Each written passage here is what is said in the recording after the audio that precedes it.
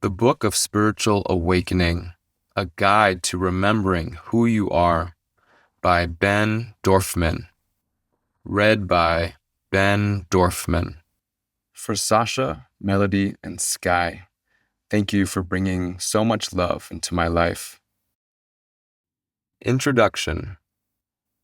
I can still remember the pain and heaviness I was experiencing in my body as I dragged my ass up the steps and knocked on the front door of my first life coach's house. Martha and I had been working together for about a year, and she was the first person I had come across up to that point in my life who seemed to have no issues with the intensity of the pain I was dealing with. She always sat so calmly, right across from me on her couch, showing no emotional stress as I shared the gruesome details of my emotional agony and mental struggles. Furthermore, she was a shadow coach, someone who helped people heal and integrate the shadow side of themselves, the parts of us that have been mistreated and wounded by the world. Her ability to be calm and hold space as I dealt with my pain was incredibly freeing because it allowed me to be myself fully and helped me feel safe in my scary, overwhelming feelings.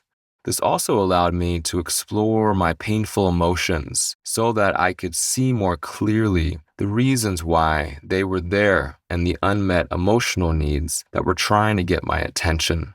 Too often, I had experienced the opposite reaction in my life. People who were overwhelmed and scared when witnessing my struggles, causing them to be overly worried about my well-being and treating me like a patient who needed help. This caused them to be more focused on solving my issues versus sitting with me, holding me, and loving me while I dealt with my pain. As she welcomed me into our weekly session, I felt relief having made it to her living room chair. Although I had spent over a decade in emotional pain and built up a tolerance for functioning with this weight on my back, some weeks were easier than others. Today was one of those days when I just wanted to end my misery. We had this wonderful routine of drinking hot tea while we sat in her living room, looking over the Puget Sound through her big glass windows. She always sat on the couch in front of me while I was on a cushy chair across from her with a coffee table in between. The warmth of the environment always helped me thaw out of the body tension and mental confinement that had accumulated during my week. But today I felt more frustrated than usual. We had been working together for a year now, and although I had made progress in my relationship with myself, I was still suffering so much. My body tension would stick around longer into today's session than usual. As we began our session, we did our initial check-in. "How are you doing this morning?" Martha asked. "I'm not doing well. I feel pretty depressed, and my mind has been beating the shit out of me all week," I responded. "I'm sorry to hear that. What has been showing up for you?" "Oh, the usual. How I fucking hate myself, and I can't imagine a reality where I'm not in pain. And though I know I've made progress, I feel frustrated that I'm struggling so much." "I'm sorry you've been struggling so much. I know you've been working really hard to heal, and it's been slower than you expected. Would it be okay if we started today by bringing you back into your body?" Martha asked. "All right," I said, half frustrated and half exhausted. Martha led me through the embodiment exercise we did most weeks, which helped me not only to exist more fully in my body, but also to bring me out of my painful thoughts. "Okay, I want you to stand up and feel your feet on the ground," Martha said. I sluggishly stood up and groaned, not wanting to feel my body. Every muscle, tendon, and bone was storing pain, and each little movement felt like swimming through a painful sea of emotions, making me want to cry. The morning was often the worst time of day for me, and getting out of bed, I felt like I had a 500-pound weight on my back. Our meeting this morning was at 8 a.m., so the pain was still very active. "Now, Take a breath and move your awareness into your feet and toes. Wiggle them around a bit. Notice your toenails on each toe. Notice the bottom of your feet. Notice the different size of each toe and how each toe feels different. Notice the very tops of the feet and the hair that is on them, Martha said, slowly and calmly. Let's now move your awareness up to your lower legs and calves. Notice where your feet connect to your legs. Notice the two shin bones and your Achilles tendons on each side. Next, move your attention to all the hair on your legs and how sensitive each one is to the environment around you. Now notice your calf muscles and how they feel. Are they tense? Are they loose? Does one side feel different from the other? I felt irritated and impatient as I continued to follow her directions, while at the same time knowing I would feel calmer afterwards.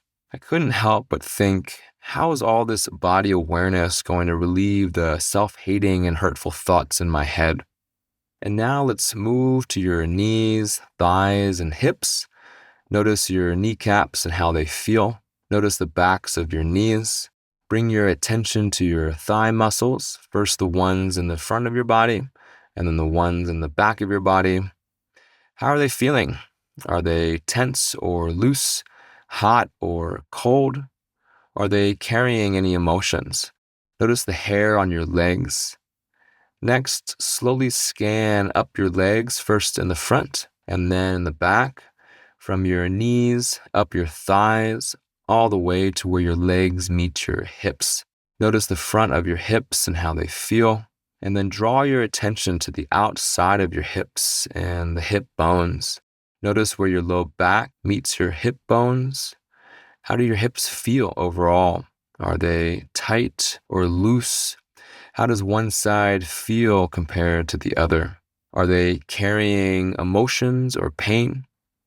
This went on for a while as Martha directed me in her calm, zen-like tone of voice, helping me to scan my entire body, including each vertebra of my back, checking in with my heart and my digestive tract, and helping me to loosen the muscles around my eyes. Every now and then, she would notice some stuck energy and bring my attention to it. I'm noticing some energy in your jaw. Do you feel that? She asked me. Yes, I feel it, I responded, slightly frustrated. Are you willing to check in with that energy to see if we can unlock it a little? She inquired. Yes, I'm willing to do that, I answered. See if you can approach this body part with curiosity and care and ask it what it needs in order to loosen and let go. I tuned in, noticing the wall of tension in my jaw. It was hard for me to be soft with it because I was still in the throes of battling my body, believing it was out to cause me the greatest amount of suffering it could each and every day at all times. But I tried my best to put that aside and see what was there. What are you noticing? Martha asked. Well, the first thing I'm noticing is how much I fucking hate myself, I said. That's important to notice. What else is beyond this? Martha asked. I'm feeling the layers of stress I'm carrying and how much I clench my jaw all throughout my day, I answered. That's great noticing. Keep going. Is there anything else beyond this? I'm noticing how scared and alone I always feel, I responded as my eyes got teary. Yes, great work. Let's hold space for these feelings and see what's needed for them, Martha said, guiding me. I stayed connected to these challenging feelings as tears streamed down my face, noticing how alone and lost I currently felt in my life, and how lonely and scared I'd been for a long time. It felt good to be in touch with these emotions and not fight them the way I usually do. And because of this, my body eventually relaxed and I could feel the tension in my jaw dissipate. Good. It feels like it's moving now. Do you notice that? Martha asked. Yes, I feel it loosening up, I said. I've been doing these body awareness exercises with Martha for a long time now, and I knew going into the practice with her that I would most likely unwind and be more relaxed by the end of it. Bringing awareness to certain areas of my body seemed to have the effect of loosening the muscles there and moving stuck energy. I wasn't clear about why this worked, and my mind still raced, trying to figure out what was happening. Martha, however, didn't seem to care about the why and didn't want me in my head figuring things out. She always brought me out of the why and back to the feelings in my body. The awareness exercise went on for another 7 minutes until I was fully back in my body. And although I was grateful to be feeling a little more at ease, I also felt annoyed because I didn't understand how being present in my body would help me heal the issues that were causing me to live in chronic emotional pain. I thought, so what if I notice some stuck energy here or a painful emotion there? Who cares? I want to do something that will shift me into a better space more permanently. Why can't I find what I'm looking for? Does Martha know something that I don't? Is there anyone out there who has the tools I need to heal in a bigger way?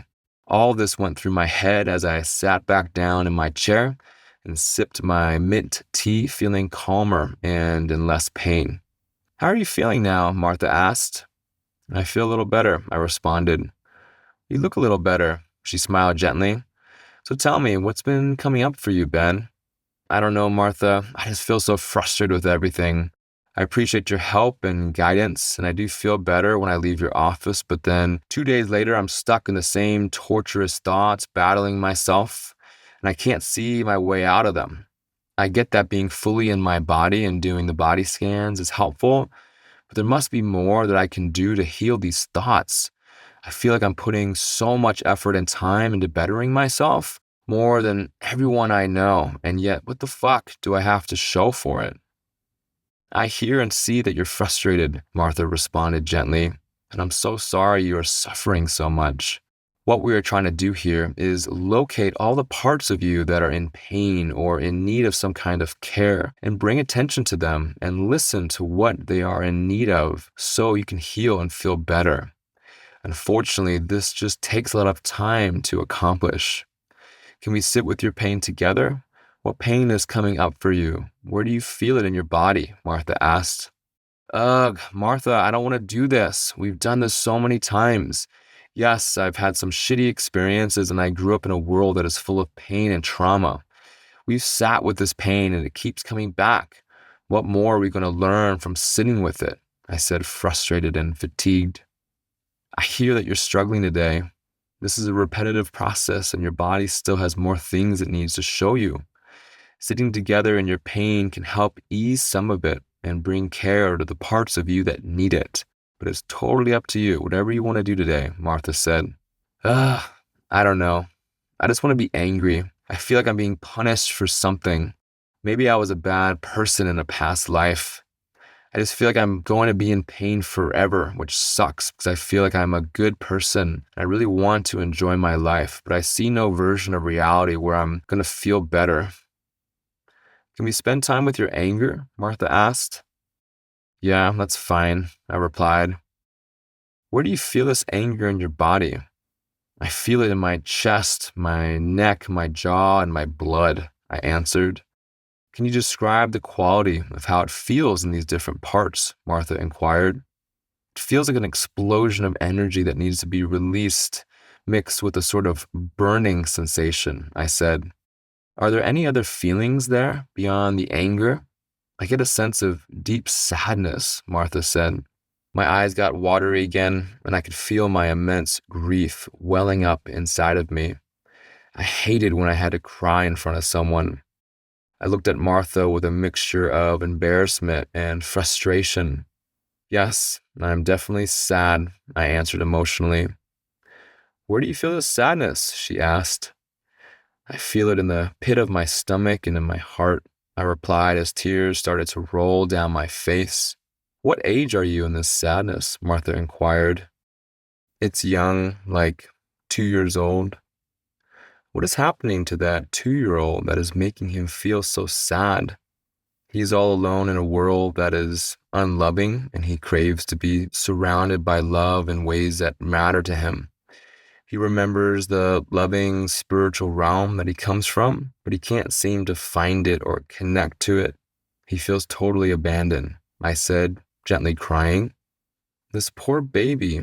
What can we do to care for him and bring him the love he needs? Martha asked.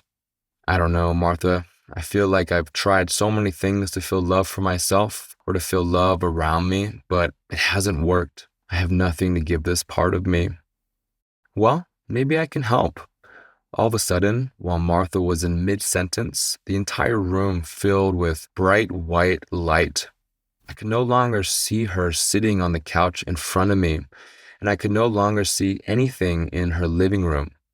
Everything had turned to light, and it felt as if I had been taken somewhere else. Where Martha had been sitting, there were now 3 beings of bright light. I couldn't see their face or bodies. I could only feel their presence, which conveyed to me a deep feeling of love and peace. In their presence, I gained access to a lot of awareness that I'd never had before, and I felt clearly that everything was exactly how it should be, and I had nothing to fear. I could also feel that love was at the core of everything, that I was never without being loved and deeply cared for. I could see how the divine is in everything, and how I was never disconnected from her. All of my anger and pain melted away in that moment, and I felt light and joyful and safe for the first time in my life. All of my thoughts vanished. I no longer had a need to be in my head because I fully trusted whatever was happening now in the moment. I desired to be fully present because I knew that the present moment was where love and the divine lived.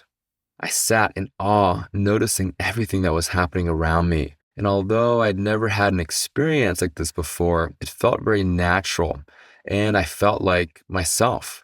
The 3 beings started to convey their message to me through my emotions, like a clear sense of knowing that arose in my body. I could hear what could only be described as a voice inside my body.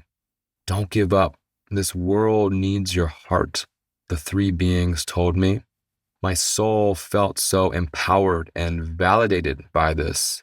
It was like they knew me completely and knew exactly what I needed to hear and experience to keep moving forward on my life journey.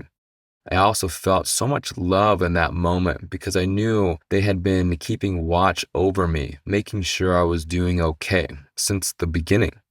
I absorbed what they said, not responding verbally, but conveying a sense of understanding back to them. And then as quickly as they showed up, they disappeared, along with the light I was surrounded by. All of a sudden, I was back in Martha's living room, staring at her as she sat on the couch across from me. I was lost for words. Did you see that? I asked in shock and awe. See what? Martha said. The light and the beings that were just here, I said. No, what do you mean? She asked. I just had this crazy experience. These beings of light came into the living room and told me not to give up because the world needs my heart. That sounds very powerful, Martha said, smiling gently, her tone calm, unaffected by what I was saying. Yes, it was powerful. Wow. I'm not really sure what to say. I feel like I just need to sit here for a second. You didn't see any of that? I asked again. No, I didn't see what happened to you, Martha replied. Wow, okay. I sat stunned, not saying much for the rest of our session that morning, trying to figure out what had happened. It was a very brief and yet very powerful moment, and it seemed that this experience had happened only to me. How was that possible? Did I make it up? Was I transported somewhere else? How could Martha not have seen what happened? And yet at the same time, I felt instantly changed by it. Something deep within me had been validated, a knowing that I'd never been able to find proof of before, that we are spiritual beings that come from a place of love and light. For a very long time, I had craved a spiritual experience like this, a moment of connection with the love and light I knew I was a part of, but I never knew how to make this happen while being in human form. Instead, I had experienced deep feelings of spiritual disconnect, loneliness, and abandonment by the divine, something I was very upset about. I truly believed that the divine had abandoned me. But this day changed all of that. I now had experiential evidence that I was being watched over and supported by my spiritual allies, that I was absolutely not alone, and that they truly loved me. Furthermore, I was able to see clearly that the divine is here in the physical, and we aren't separated. What a fucking relief! My soul could finally breathe again, and my deep resistance to the human experience could finally begin to shift into something better.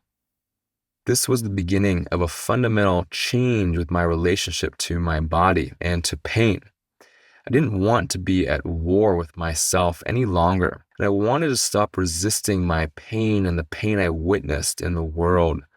This experience woke up something inside of me, something that had been there all along, a desire to bring more love into this world.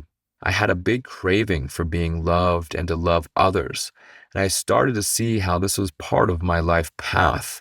But I knew that first I had to figure out how to love myself. How could I practice loving myself even when I was in pain?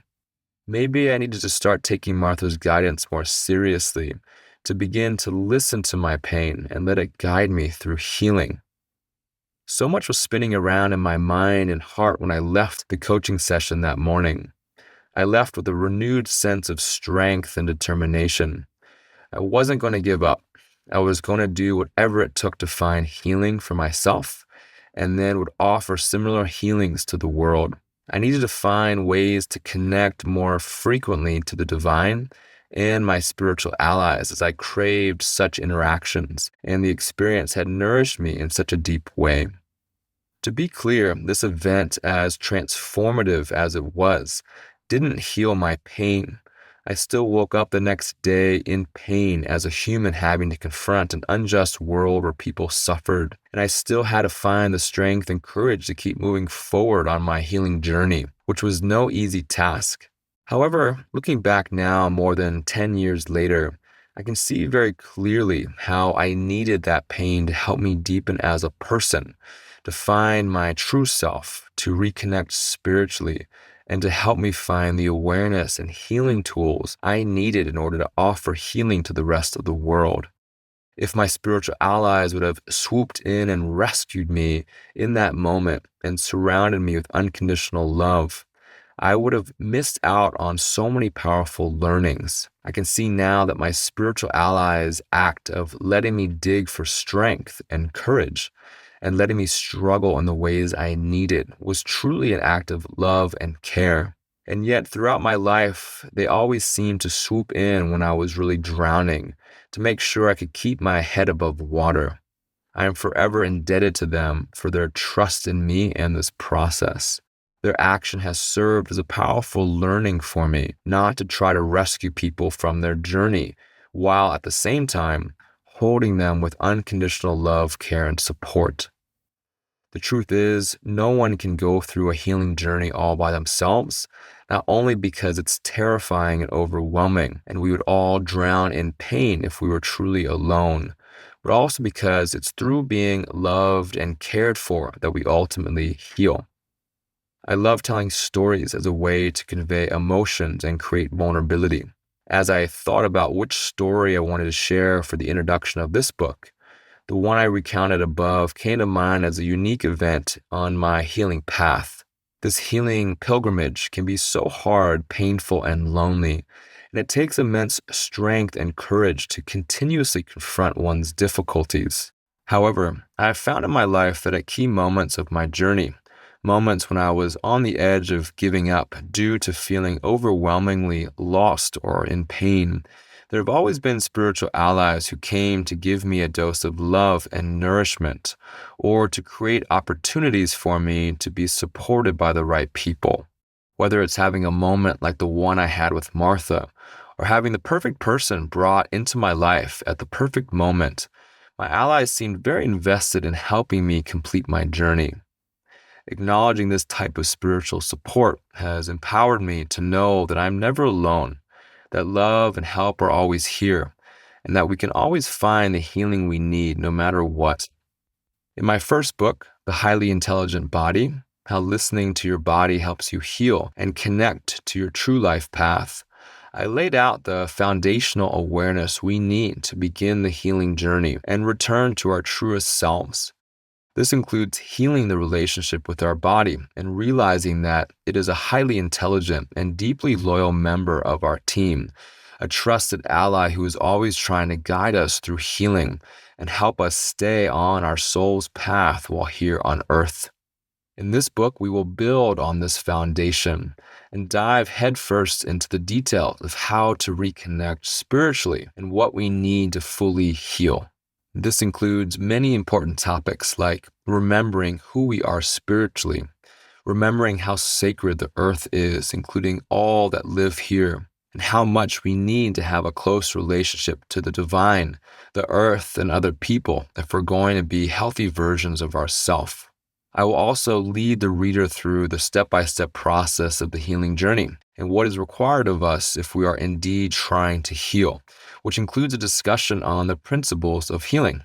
I will then explain in detail how we are energetic beings who have an infinite influence on energy, even while in human form.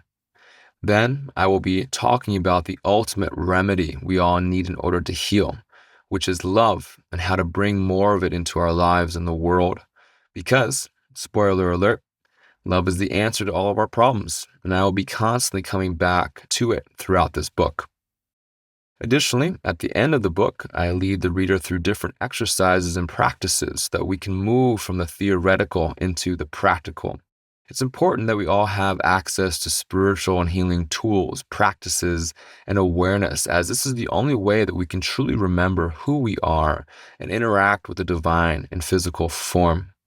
This book, combined with my first, is the accumulation of all the wisdom I've gained while on my healing journey for the past 3 decades, including the endless therapies I've been involved in and the countless spiritual ceremonies and trainings I've gone through.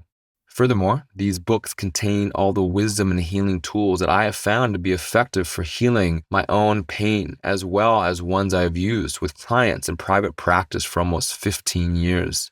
Therefore, it's safe to say that these tools and ideas have been thoroughly tried and tested. Additionally, and as a caution, this book contains a huge amount of spiritual and emotional information. And I strongly recommend taking your time to read each section as you integrate it and practice all that is presented so as not to get overwhelmed and to be able to absorb it all. Along with this, there's no proper order of how to read this book, so please feel free to jump around to topics that call to you. Finally, the tone of this book is very direct because not only do I believe firmly in these healing tools and ideas, but I also believe that directness paired with compassion and care is a form of love. I hope this book awakens and validates deep parts of your soul in the same way that my experience with the 3 awakened and validated me. I end this introduction with one of my favorite personal prayers. May there be more love in this world today than there was yesterday. May all beings be loved and cared for in the ways they need. May the awareness of love spread. With love and care, Ben Dorfman.